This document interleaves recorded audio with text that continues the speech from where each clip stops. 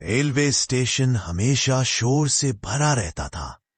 लोग दौड़ते थे, ट्रेनें सीटी बजाती थीं, अनाउंसमेंट गूंजती रहती थी।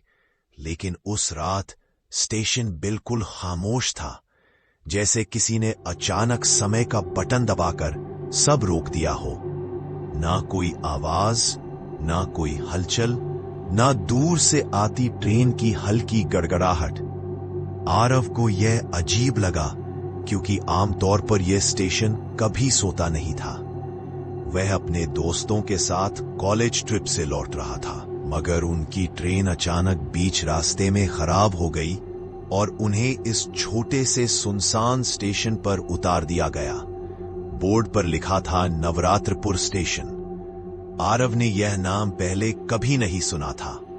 उसके दोस्त थे करण, सिया और नील। चारों ने प्लेटफॉर्म पर कदम रखा और ठंडे सन्नाटे ने तुरंत उन्हें घेर लिया। करण ने मजाक में कहा, लगता है हम किसी डरावनी फिल्म के सेट पर आ गए हैं, मगर उसकी आवाज खुद उसे खोखली लग रही थी।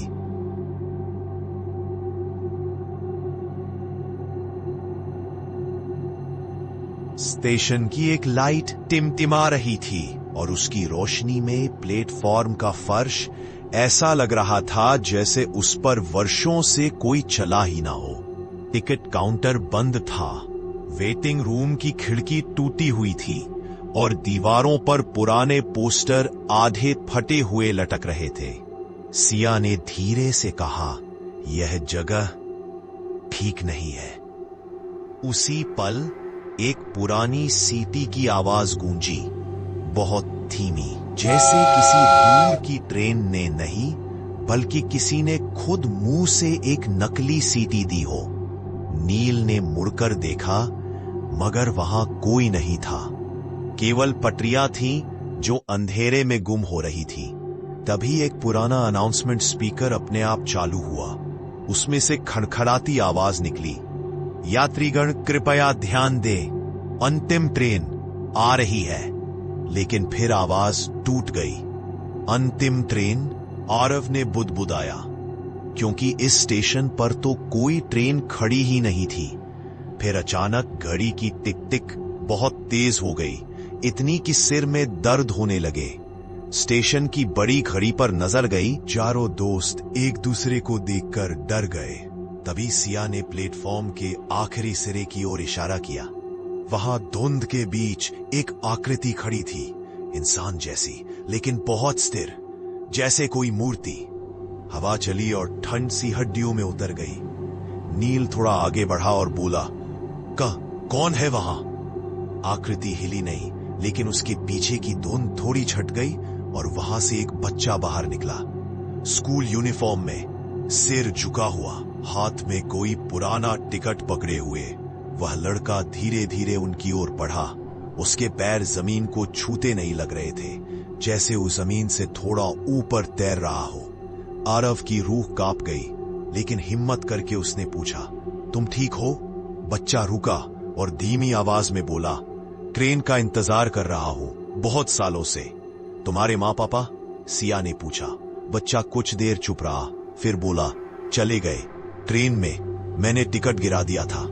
उसकी आंखों से आंसू नहीं गिरे, लेकिन उसकी आवाज में अजीब खालीपन था। तभी पीछे से किसी के चलने की आवाज आई। एक नहीं, कई कदम, और फिर कई आकृति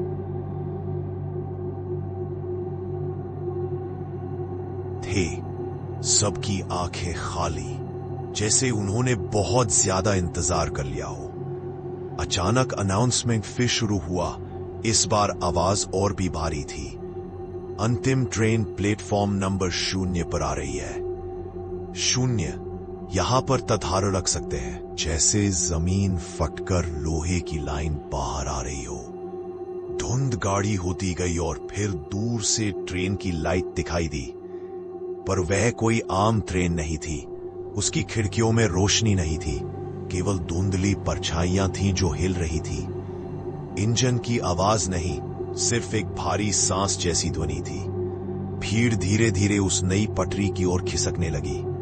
बच्चा पलटा और आरव की ओर देखा, तुम भी आओ, वरना यहां ही रह जाओगे। सिया कांपते हुए बोली, हम क्यों? हमने क्या किया? बच्चा मुस्कुराया, पर वह मुस्कान बहुत उदास थी। यह स्टेशन वही जगह है जहां अधूरे सफर रुकते हैं और जो रुक जाता है वो आगे नहीं जा पाता। तभी करण को याद आया कि टिकट काउंटर के पास एक पुराना बोर्ड था जहां लिखा था, वापसी का टिकट नहीं मिलता। उसने जोर से कहा, हमने। लेकिन स्टेशन बदलने लगा। दीवारें लंबी हो गई, रास्ते मुड़ गए, प्लेटफॉर्म फैलता चला गया। हर मोड़ पर वही लोग खड़े थे, वही खाली आंखें, वही टिकट। नील हाफने लगा, ये जगह हमें जाने नहीं देगी।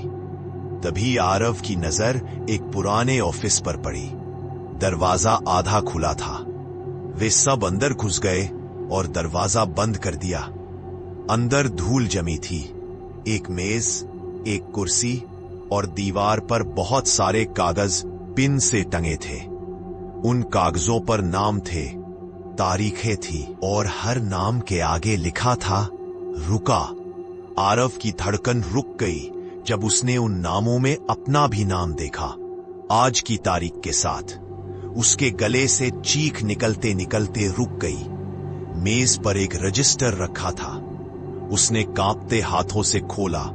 उसमें लिखा था कि यह स्टेशन उन लोगों को रोकता है जिनके दिल में कोई पछतावा, कोई डर, कोई अधूरा सपना बचा हो।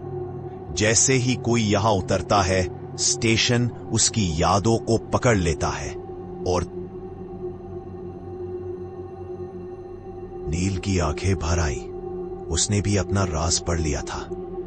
आरव को एहसास हुआ कि यह जगह उनकी अंदर की सच्चाई दिखा रही है। तभी दीवार पर लगी घड़ी फिर चल पड़ी, टिक टिक टिक, और उसके साथ दीवार से फुसफुसाहट आई, सच बोलो तभी जाओगे। चारों दोस्तों को समझ आ गया कि अब छुपाने का कोई फायदा नहीं। एक एक करके उन्होंने वह बातें जोर से बोलनी शुरू की जिन्हें वे अपने दिल में दबाए रखते थे। डर, शर्म, गलतियां, पछतावे, सब कुछ। स्टेशन कांपने लगा जैसे कोई पुरानी मशीन जाग रही हो। बाहर ट्रेन की आवाज और तेज हो गई, लेकिन अब वह पास नहीं आ रही थी बल्कि पीछे हट रही थी। आखिरी में आरव बोला, मुझे हमेशा डर लगता है कि मैं अकेला रह जाऊंगा। जैसे ही वह बोला, रजिस्टर अपने आप बंद हो गया और मेज से तेज रोशनी निकली। दरवाजा खुला और बाहर स्टेशन बदल चुका था। धुंध हल्की थी, आकृतियां गायब थीं, नई पटरियां टूट चुकी थीं। केवल पुराना स्टेशन था वैसा ही जैसा होना चाहिए था। घड़ी में समय था 12:04 और दूर से एक असली ट्रेन की सीटी सुनाई दी।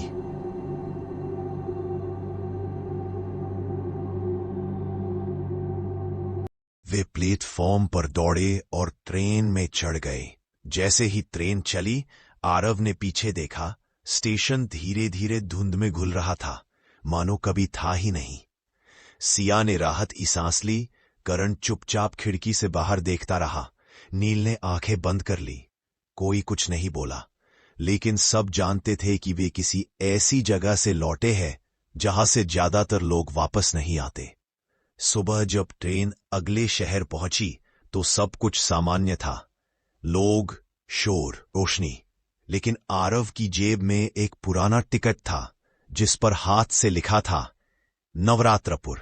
उसने कांपते हाथों से उसे मोड़ा और जेब में रख लिया। वह जानता था कि यह सफर भुलाया नहीं जा सकेगा, और शायद कुछ सफर भूलने के लिए नहीं होते बल्कि याद रखने के लिए होते हैं।